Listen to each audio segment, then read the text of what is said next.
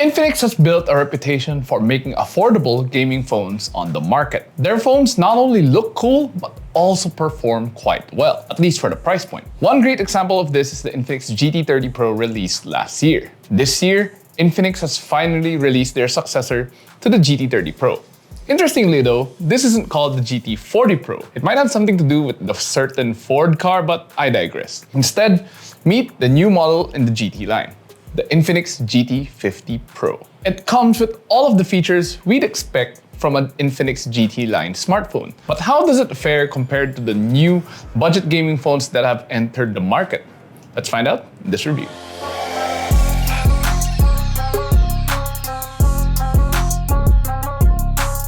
First up, let's talk about how the Infinix GT50 Pro looks. Not surprisingly, it features the same gaming aesthetics we've come to know from the Infinix brand. Our review unit is in this dark red color scheme, which we personally like. There's also an interesting design motif at the bottom, which gives it that kind of mecha-like design element for the back panel. Looks interesting. What we really found interesting though is how Infinix blended two different materials used for the back panel.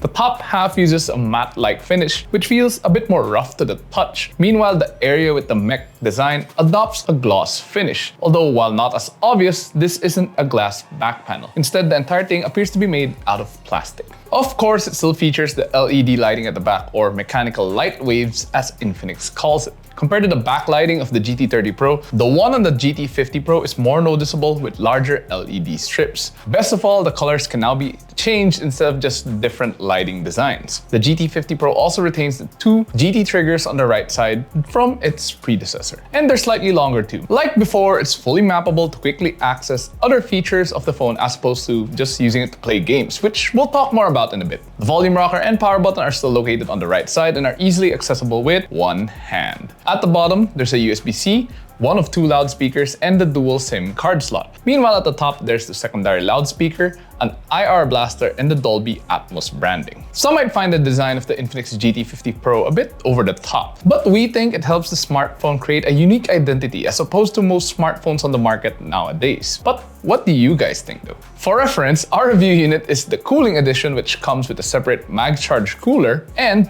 a MagCharge case. Moving over to its display, the Infinix GT50 Pro features a 6.78-inch screen featuring a 1.5K AMOLED panel, 144Hz refresh rate, and even HDR10+ support. It's a beautiful display with even borders all around. It's great for watching videos and playing games, and the UI animations are quite smooth too. It's gamers who will utilize the phone the most thanks to the 144Hz refresh rate, but more on that later. Still, when you're not playing games, users won't be disappointed passing time watching their favorite series or shows on the GT50 Pro.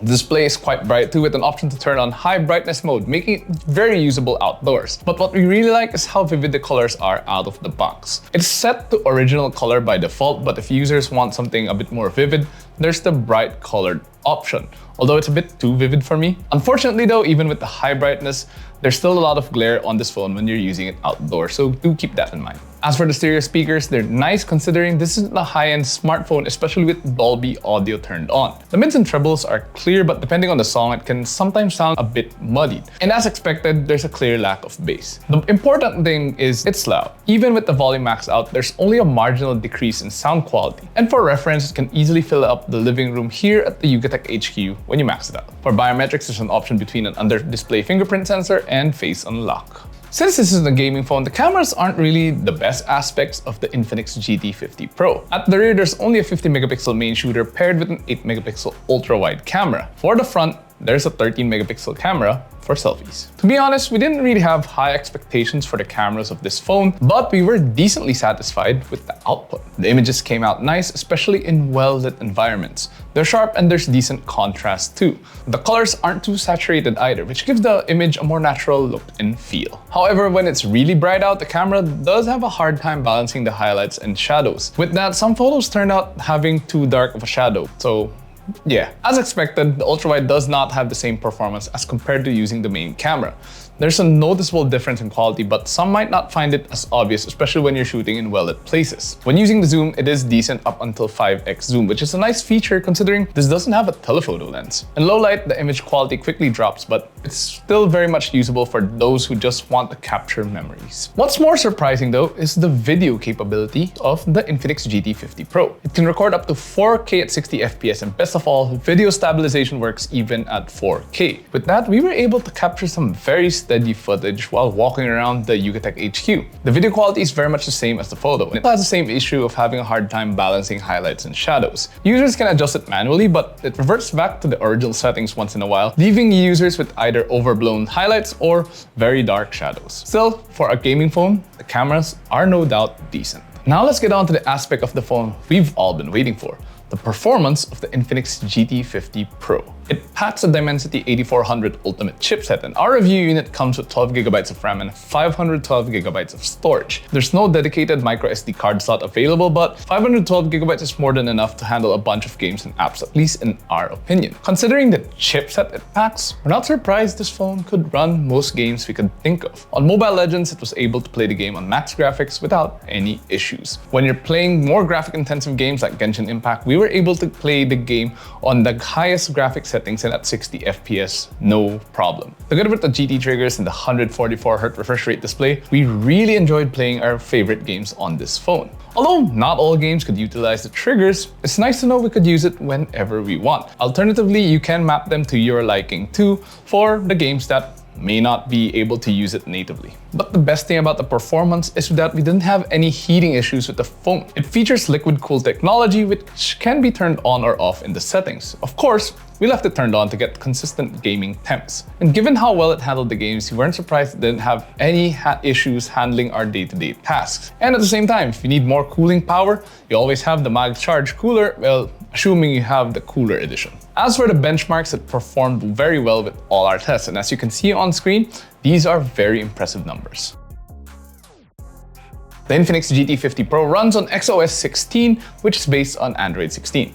It's a smooth OS, and it's quite easy to use too. Not to mention, it comes with the mecha theme to match the gamer aesthetics of this phone. Although if you're not fond of the gaming aesthetics, users can also change the theme to the regular XOS for a cleaner look and feel. Of course, it comes with the usual suite of AI features like Google Circle to Search and Gemini. There's also Infinix AI functions like AI writing and AI subtitles to make everyday work and play a lot easier. Here, users can also play with the settings for the GT triggers when not in use for games. Users can set it up to open X Arena, use it as a shutter button for camera, and a lot more. The apps that can be launched are a bit limited, but at least it's there. As for X Arena, it's essentially like a game launcher which holds all of the games installed. Users can also change the phone parameters per game to improve performance. Like, say Genshin needs a bit more performance, then set it to performance mode, and it'll remember that. Powering the Infinix GT50 Pro is a 6500 mAh battery pack, which seems to be a common number in the segment of this phone. Since we got our hands on the phone, we noticed that the battery does drain relatively fast, even when we aren't playing games. The benchmark score showed a similar result too, with 11 hours and 44 minutes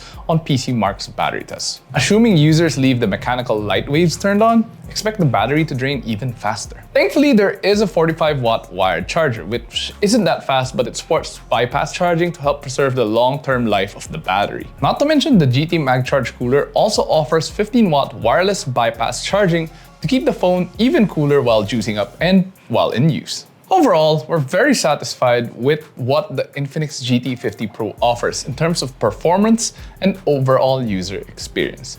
It's great for gamers who don't want to splurge on a more expensive gaming phone, and at the same time, it's also perfect as an everyday phone considering the camera's got an upgrade from before, but the battery is still lacking, which is to be expected since this is a gaming phone after all. There is bypass charging also using the MagCharge cooler, so there's that. Now, as for the price, at the time we recorded this video, Infinix has not yet released the price of the GT50 Pro yet. However, we hope Infinix didn't increase the price that much compared to the GT30 Pro. Assuming that's the case, this would still make it one of the best and affordable gaming phones on the market right now, at least in our opinion.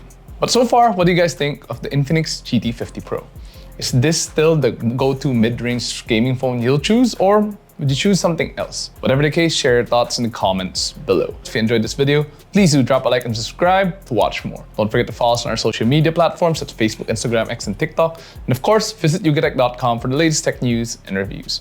Once again, this has been Sir. We'll see you guys in the next one. Happy gaming.